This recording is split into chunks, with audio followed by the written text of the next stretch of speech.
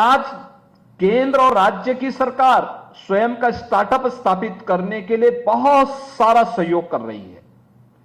हमने उत्तर प्रदेश के अंदर 1000 करोड़ रुपए का फंड ऑफ फंड बनाया है, जो लड़के, जो युवा इस दिशा में कार्य करना चाहते हैं, उनका सपोर्ट करने के लिए, उनका सहयोग करने के लिए।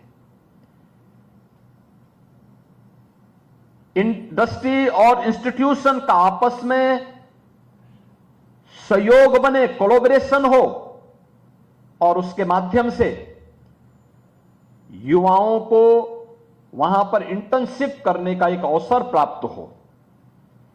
क्योंकि अक्सर होता है, आप अपनी इंस्टीट्यूशन में, अपनी यूनिवर्सिटी में जो कुछ भी देखते हैं, जो कुछ भी पढ़ते हैं, वो आपका एक प्रकार का थ्योरेटिकल नॉलेज होता था।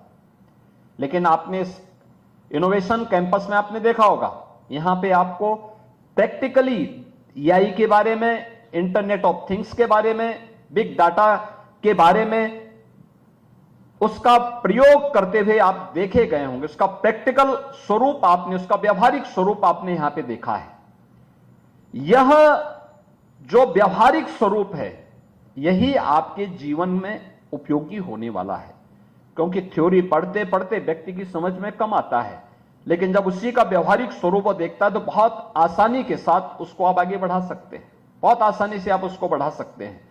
और इसी को ध्यान में रख करके कि इमर्जिंग टेक्नोलॉजी के साथ हमारा जुड़ाव हो, हमारा युवा जुड़े, ये भारत के लिए और उत्तर प्रदेश के लिए तो ये गौरव की बात होनी चाहिए कि जब दुनिया के अंदर बुजुर्गों की संख्या बढ़ती जा रही है, तब भारत दुनिया के अंदर सबसे युवा राष्ट्र है, और भारत के अंदर उत्तर प्रदेश सबसे युवा राज्य है, सबसे युवा राज्य है।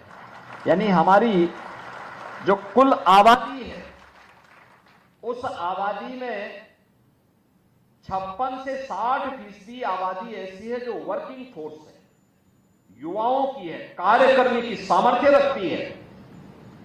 अगर वह इस प्रकार के प्रशिक्षण के साथ जुड़ करके अपने आप को तैयार करती है, तो यह भी अर्थव्यवस्था को भी और प्रत्येक नागरिक के स्वावलंबन को भी आगे बढ़ाने में मदद करती है।